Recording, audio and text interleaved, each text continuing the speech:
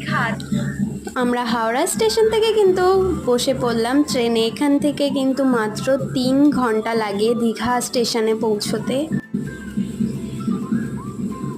আমরা দীঘা স্টেশনে পৌঁছে দেখলাম এখান থেকে কিন্তু আমাদের দীঘার পুরী মন্দির দেখা যাচ্ছিল।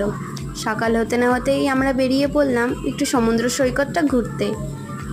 এখানের ভিউটা কিন্তু খুবই সুন্দর ছিল।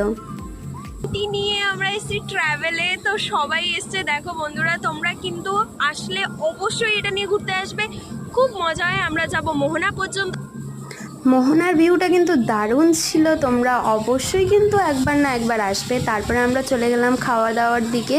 বিকালে ছিল চিংড়ি মাছ আর কাঁকড়া, খেতে কিন্তু খুবই টেস্টি হয়েছিল।